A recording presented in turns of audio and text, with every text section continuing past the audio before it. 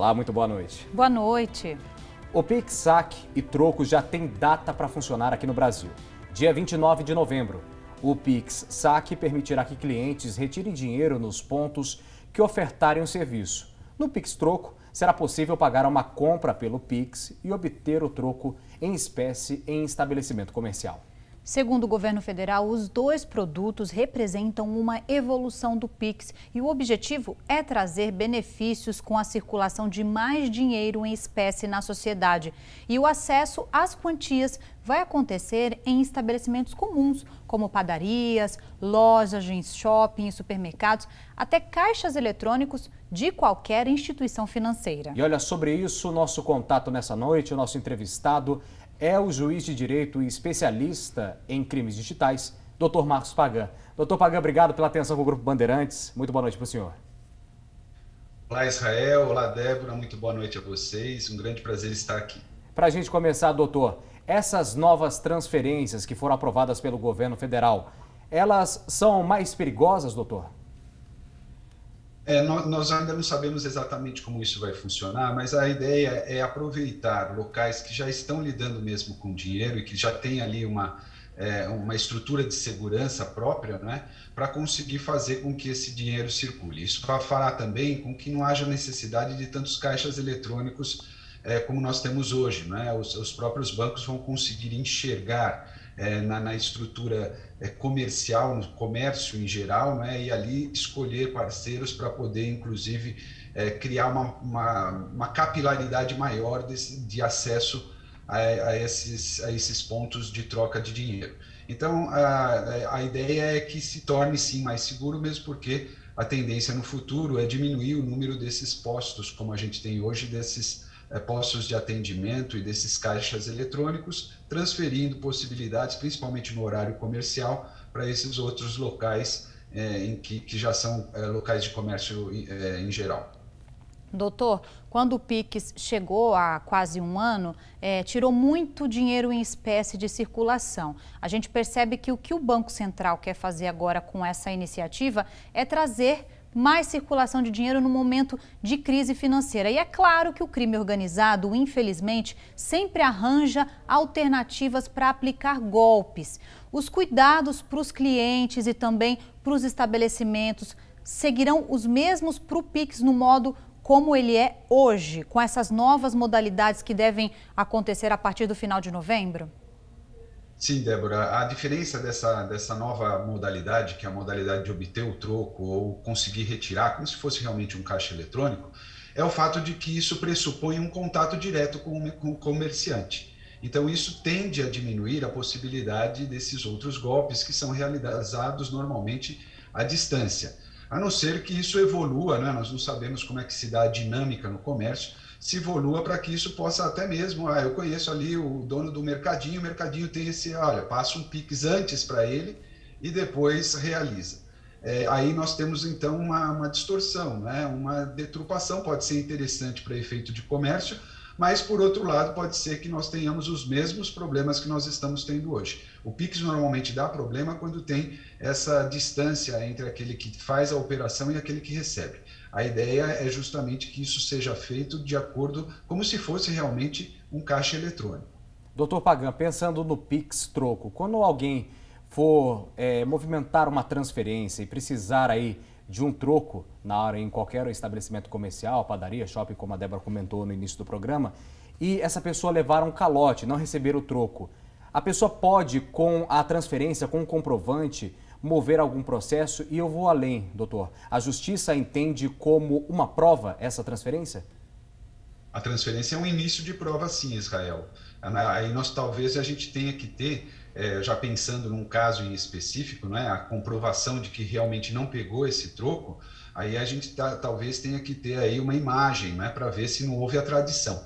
Observe que isso funciona normalmente como se fosse uma negociação em dinheiro, né? Então a pessoa estaria ali recebendo dinheiro. É possível que haja, inclusive, né, no Código de Defesa do Consumidor, há uma determinação para a inversão do ônus da prova. E o juiz, com esse início de prova, a que você mencionou, essa comprovação eletrônica que normalmente deixa rastro, ele pode iniciar e pode dizer para o comerciante, então me apresenta aqui a imagem referente ao dia exato, né? Nós estamos acostumados a lidar com esse tipo de situação judicialmente, mas é evidente que isso pode ter algumas conformações ainda não trazidas a juízo.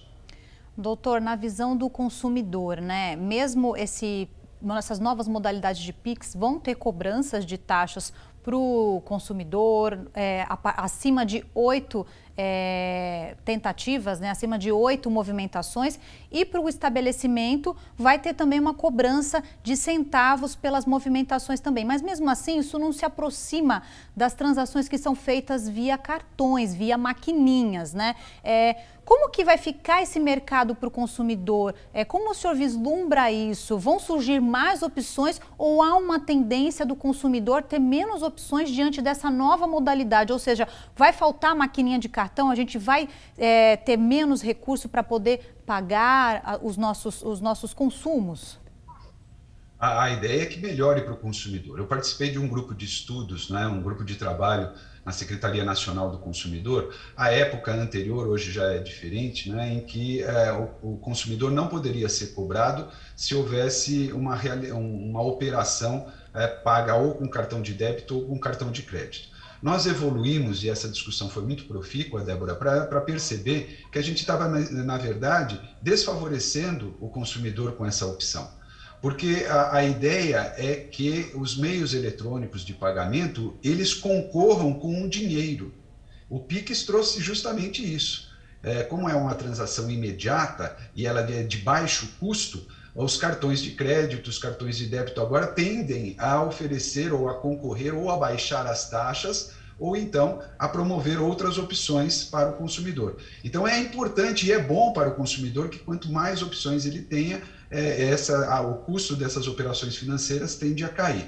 É evidente que isso importa riscos, isso importa uma acomodação do mercado em relação a esse novo modelo, mas nós estamos fazendo também uma transição para que as transações, as operações sejam realizadas digitalmente. A tendência no futuro, inclusive, é diminuir a circulação de dinheiro, ela é mais custosa, mais perigosa, e a ideia do eletrônico, embora a gente tenha esse problema das fraudes e dos golpes, ela é sempre mais segura e mais ágil. E a gente vai falar sobre isso daqui a pouco, no próximo bloco, porque o Band Entrevista faz a primeira parada e volta em instantes, falando hoje sobre transações financeiras.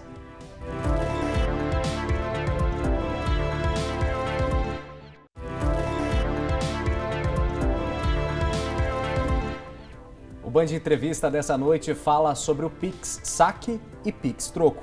Novas modalidades de pagamento, também acesso ao dinheiro. E como isso muda o dia a dia da população. Quem está com a gente aqui no Band Entrevista dessa noite é o juiz especialista em crimes digitais, Dr. Marcos Pagan. Débora.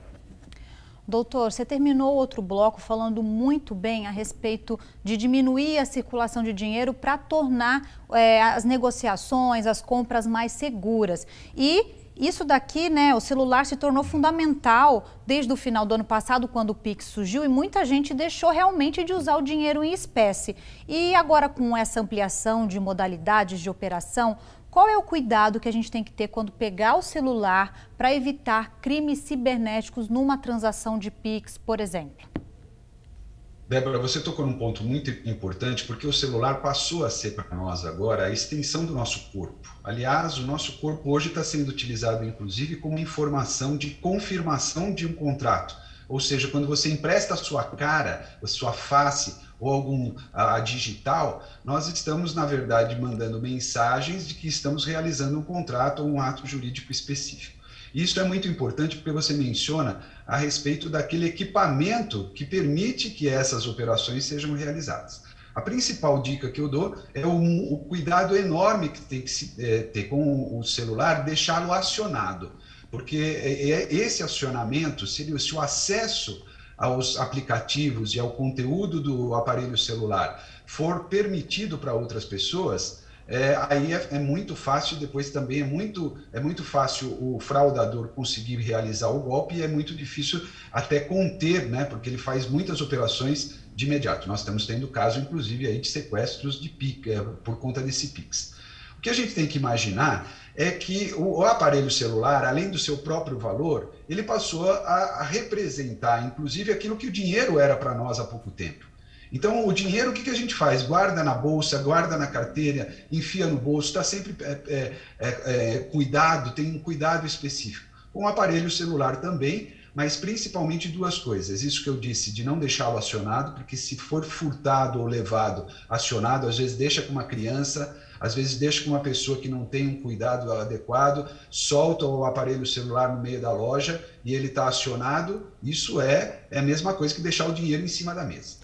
E a segunda coisa são aquelas providências que nós temos que ter com o próprio aparelho celular, né? A questão das senhas, a questão da segurança e a questão também do uso adequado, porque nós estamos num ambiente virtual e esse ambiente é um ambiente muito hostil e muito perigoso também. Doutor, após pelo menos um ano aí de uso do Pix aqui no Brasil, o senhor acredita que o Pix se tornou a arma certa na mão do leão para combater aí os negócios informais e também a sonegação de impostos aqui no Brasil, doutor? Olha, Israel, nós já estávamos caminhando para uma sociedade, para uma economia em que as operações financeiras e as operações em geral, elas acabam sendo rastreadas de um modo ou de outro. A gente lembra da CPMF, ela era eficiente por quê? Porque o dinheiro, mais cedo ou mais tarde, ele vai passar pelo sistema financeiro.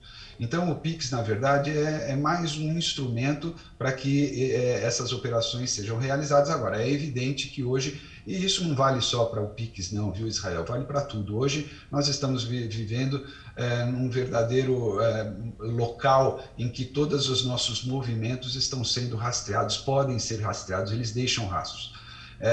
Até mesmo aquelas operações que são feitas só com dinheiro, em algum momento é possível rastreá-las, seja por meio de imagens, ou seja por meio de outras tecnologias que estão chegando. Isso ajuda a justiça, mas é evidente que isso também, o fisco também, não é? Mas é evidente que isso cria também para o consumidor e para o cidadão uma situação de invasão de privacidade e uma situação também de vulnerabilidade diante desses novos golpes. Doutor, quem é vítima de um golpe? Tanto o comerciante que recebe o Pix, como o consumidor que faz esse Pix para algum pagamento. Tem que procurar alguma delegacia especializada? A OAB tem algum setor de atendimento específico? Defensoria Pública já está antenada com esses crimes cibernéticos? Qual é a orientação para uma vítima? Na capital de São Paulo, nós já temos uma delegacia especializada em crimes digitais, mas isso é evidente, não tem essa capilaridade toda, não é possível que nós tenhamos isso em todas as cidades, principalmente aqui no Vale do Paraíba, são cidades menores, né? Então elas conseguem, nós estamos desenvolvendo, não só na Justiça, como na Polícia, também o Ministério Público, desenvolvendo equipes e setores específicos para tratar de determinados casos, principalmente porque envolve crime organizado, nem sempre é uma pessoa isolada que está praticando esse tipo de crime.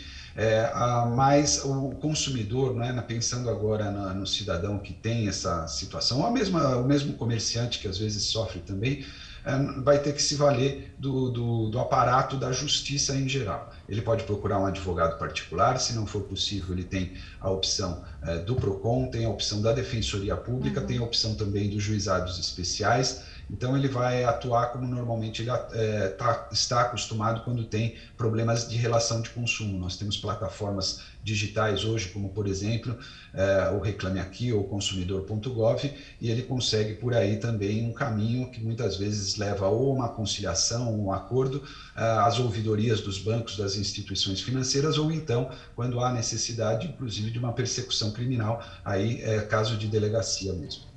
Nós esperamos que as transações financeiras cada vez mais estejam interligadas com a tecnologia. Eu agradeço hoje o doutor Marcos Pagan pelas explicações aqui no Band Entrevista. Boa noite, doutor. Eu que agradeço, Israel. Muito obrigado também a Débora e a todos os telespectadores. Um grande prazer sempre estar aqui na Band. Obrigado, doutor. O Band Entrevista fica por aqui, mas sempre com o encontro marcado com você agora aos sábados às 7 horas da noite. Lembrando que ainda tem a reprise na madrugada de segunda, depois do Show Business. E agora você acompanha o Band Entrevista também na íntegra no nosso canal do YouTube, pelas nossas redes sociais. Muito boa noite a todos. Boa noite.